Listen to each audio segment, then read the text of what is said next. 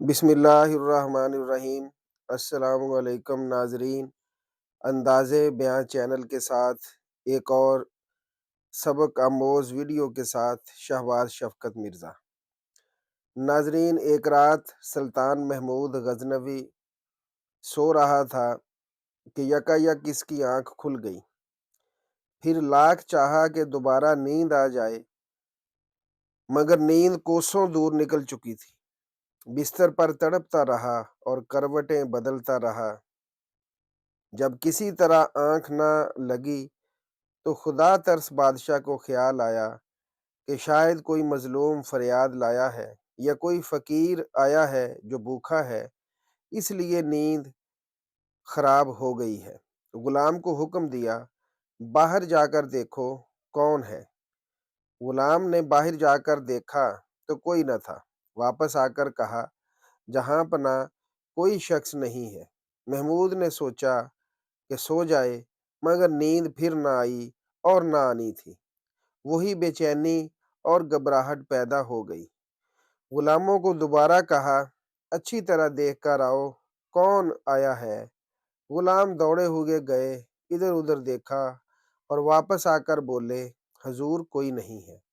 سلطان کو شبہ ہوا کہ شاید غلام تلاش کرنے سے جی چراتے ہیں۔ غصہ میں خود کھڑا ہوا، تلوار ہاتھ میں لیے ہوئے باہر آ گیا۔ بہت تلاش کی مگر کوئی شخص نظر نہ آیا۔ قریب ہی ایک مسجد تھی، اس کے دروازہ پر آ کر اندر کی طرف جھانکا تو آہستہ آہستہ کسی کے رونے کی آواز آئی۔ قریب پہنچ کر دیکھا تو ایک شخص فرش پر پڑا ہوا نظر آیا۔ اس کا منہ زمین سے لگا ہوا تھا، آنکھوں سے آنسو جاری تھے، آہیں بھر رہا تھا اور چپکے چپکے کہہ رہا تھا، سلطان کا دروازہ تو بند ہے تو کیا ہوا، سبحان کا دروازہ تو کھلا ہوا ہے۔ اگر محمود ولی سو رہا ہے تو حرج نہیں، معبود ازلی تو جاگ رہا ہے۔ محمود یہ سن کر اس کے بالکل قریب پہنچ کر بولا، محمود کی شکایت کیوں کرتا ہے؟ وہ تو ساری رات تیری تلاش میں بے چین رہا، بتا تجھے کیا تکلیف ہے؟ اس نے ستایا، کس نے ستایا، کیوں اور کس غرض سے آیا ہے؟ یہ سن کر وہ شخص اٹھ کر کھڑا ہوا اور پھوٹ پھوٹ کر روتا ہوا بولا، حضور ایک درباری کے ہاتھوں ستایا ہوا ہوں، مگر اس کا نام نہیں جانتا۔ اس نے میری عزت خاک میں ملا دی۔ آدھی رات کو مستی کے عالم میں میرے گھر آتا ہے اور میری شریک زندگی کی عصمت کو داغدار کرنے کی کوشش کرتا ہے۔ اگر آپ نے اس تلوار کی آب سے اس داغ کو نہ دھویا تو کل قیامت کے دن میرا ہاتھ ہوگا اور آپ کا گریبان۔ یہ سن کر محمود کو مذہبی غیرت اور شاہی حمیت کے جوش سے پسینہ آ گیا۔ غصہ سے کانپتی ہوئی آواز میں بولا، بتا کیا اس وقت بھی وہ ملعون وہیں ہوگا؟ اس شخص نے جواب دیا، اب تو بہت رات گزر چکی ہے، شاید چلا گیا ہو، لیکن مجھے ڈر ہے کہ وہ پھر آئے گا۔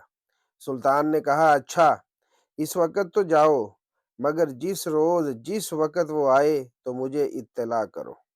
اس شخص نے سلطان کو دعا دی اور رخصت ہو کر چلا ہی تھا کہ سلطان نے ٹھہرنے کا حکم دیا اور پہرہ داروں سے کہا کہ دیکھو، یہ جس وقت بھی آئے، خواہ میں سوتا ہوں یا جاگتا ہوں، فوراً اس کو مجھ تک پہنچا دو۔ اتنا کہہ کر محمود اندر آیا اور وہ شخص اپنے گھر چلا گیا۔ تیسری رات وہ شخص شاہی محل کے دروازہ پر پہنچا۔ پہرے داروں نے اس کی شکل دیکھتے ہی سلطان کی خدمت میں پہنچا دیا۔ سلطان جاگ رہا تھا، تلوار لے کر اٹھ کھڑا ہوا اور بولا، چلو رات کو اس شکار کرنے والی لومڑی تک مجھے لے چلو۔ یہ سن کر وہ شخص آگے ہو لیا اور سلطان اس کے پیچھے پیچھے روانہ ہوا۔ گھر پہنچ کر اس شخص نے سلطان کو وہ جگہ بتائی جہاں وہ ظالم شخص خزانہ کا سانپ بنا ہوا سو رہا تھا۔ سلطان نے تلوار کا ایک بھرپور ہاتھ ایسا جمایا کہ تمام فرش پر انصاف کا لالا زار کھل گیا۔ اس کے بعد سلطان مڑا اور مظلوم صاحب خانہ کو بلا کر فرمایا، اب تو محمود سے خوش ہو؟ یہ کہہ کر محمود نے مصلی منگوایا اور ایک طرف بچا کر 2 رکعت شکرانہ کی نماز پڑھی۔ پھر اس شخص سے مخاطب ہو کر پوچھا، گھر میں کچھ کھانے کو ہو تو لاؤ۔ اس شخص نے جواب دیا، ایک چیونٹی سلیمان کی کیا خدمت کر سکتی ہے، جو کچھ ہے حاضر کرتا ہوں۔ یہ کہہ کر دسترخوان ڈھونڈ کر سوکھی روٹی کے کچھ ٹکڑے لیے ہوئے آیا اور سلطان کے سامنے رکھ دیے۔ سلطان نے اس رغبت اور شوق سے یہ ٹکڑے کھائے کہ شاید عمر بھر میں کوئی لذیذ غذا اس طرح نہ کھائی ہوگی۔ کھانے سے فارغ ہو کر سلطان نے اس شخص سے کہا، معاف کرنا، میں نے تمہیں کھانے کے لیے تکلیف دی، لیکن سنو، بات یہ ہے کہ جس روز تم ملے اور اپنا دکھڑا سنایا، اس وقت میں نے قسم کھائی تھی کہ جب تک اس خبیث کے سر کو اس کے شانے سے جدا کر کے تمہارے گھر کو پاک نہ کر دوں، رزق کو حرام سمجھوں گا۔ پھر 2 رکعت نماز میں نے شکرانہ میں پڑھی، جس پر تم حیران ہو رہے ہوگے، لیکن سنو، اس شخص کے متعلق مجھے شبہ تھا کہ میرے بیٹوں میں سے کوئی ہوگا۔ میں اپنے دل میں کہتا تھا کہ میرے درباریوں اور مصاحبوں کو اتنی جرأت نہیں ہو سکتی کہ وہ میرے مزاج سے واقف ہوتے ہوئے ایسی حرکت کریں۔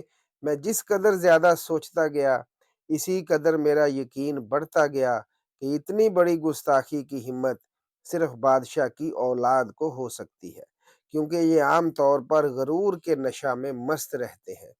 چنانچہ میں تمہارے ساتھ یہاں اپنے کسی فرزند کو قتل کرنے کے ارادے سے آیا تھا، لیکن جب میں نے اس کی صورت دیکھی تو معلوم ہوا کہ یہ میرا فرزند نہیں، کوئی غیر شخص ہے۔ اسی لیے میں نے خدا کا شکر ادا کیا اور شکرانے کے 2 نفل پڑھے۔ تو ناظرین، یہ دیکھیں، یہ ایسے بادشاہ کا واقعہ ہے کہ جو دنیا کا بادشاہ ہے، اللہ نے دنیا کے اندر اس کو سلطنت بخشی ہے، یہ بادشاہ ہے لیکن اللہ کا ولی ہے، اللہ سے ڈرنے والا ہے، اور کیسے انصاف کی خاطر اپنے بیٹوں کو بھی نہیں بخشنا چاہتا، لیکن اللہ تعالیٰ نے اس صدمے سے اس کو بچایا۔ ایسے ہی بادشاہ تھے، جب وہ انصاف کرتے تو پھر ہر طرف انصاف کا ہی بول بالا ہوتا، اور ایسے ہی بادشاہوں کی وجہ سے اللہ تعالیٰ نے اسلام کو ترقی دی اور سلطنت مسلم کو ترقی دی۔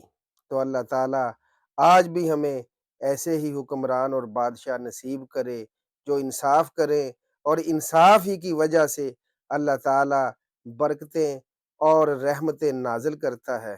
اللہ تعالیٰ ہم سب کو عمل کی توفیق دے، آمین۔